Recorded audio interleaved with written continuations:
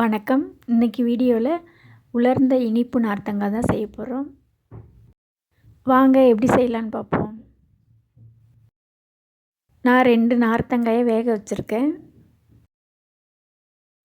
இந்த நார்த்தங்காய் செய்கிறதுக்கு நல்லா முழுமையாக வேகணும். ஒரு அரை மணி நேரத்துக்கு மேலேயே ஆகும். இப்போது நல்லா வெந்துடுச்சு. ஒரு பிளேட்டில் எடுத்து ஆற வச்சு கட் பண்ணிக்கலாம்.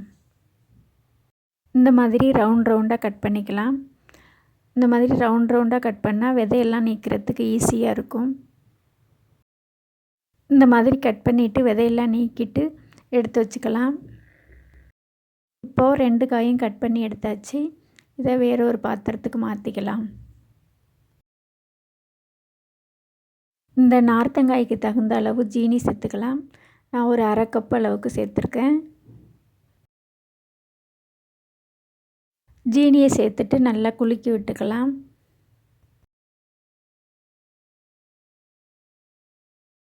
இப்போது நல்லா குலுக்கி விட்டாச்சு. ஒரு தட்டு போட்டு மூடி வச்சிடலாம்.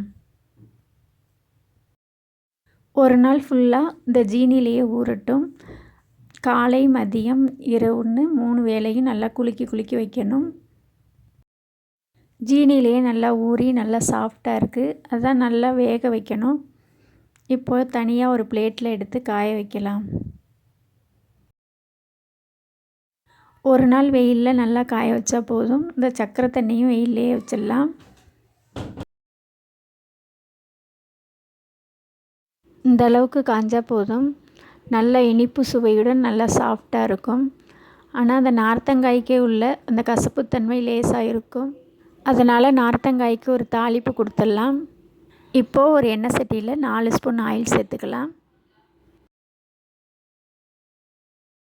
ஆயில் நல்லா காஞ்சதும் 1 ஸ்பூன் கடுகு சேர்த்துக்கலாம்.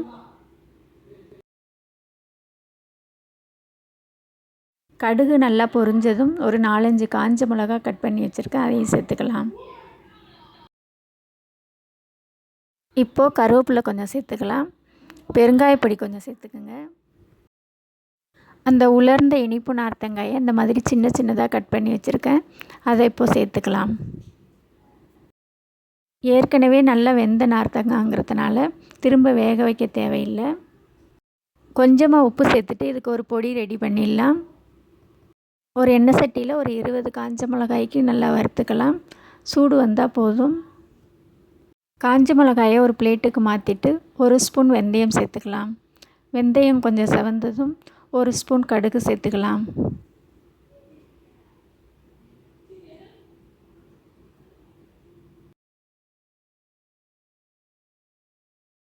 கூடவே ஒரு அரை ஸ்பூன் ஜீரகம் சேர்த்து நல்லா வறுத்துக்கலாம்.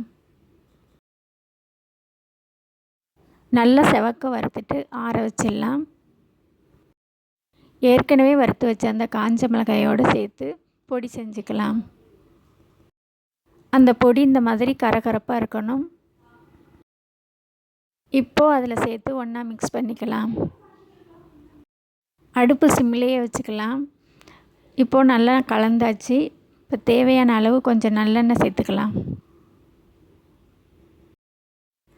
இந்த அளவுக்கு வதங்கினா போதும். இப்போது அடுப்பை ஆஃப் பண்ணிடலாம். அந்த இனிப்பு நார்த்தங்காயோட உப்பு காரம்லாம் சேர்கிறதுனால அந்த கசப்புத்தன்மை இருக்காது. ரொம்பவே சூப்பராக இருக்கும். இதே மாதிரி நீங்களும் செஞ்சு பாருங்கள். செஞ்சு பார்த்துட்டு வீடியோ பிடிச்சிருந்தா ஸ்ரீபி கிச்சன் வீடியோஸை லைக் பண்ணுங்கள், ஷேர் பண்ணுங்கள், சப்ஸ்கிரைப் பண்ணுங்கள். நன்றி.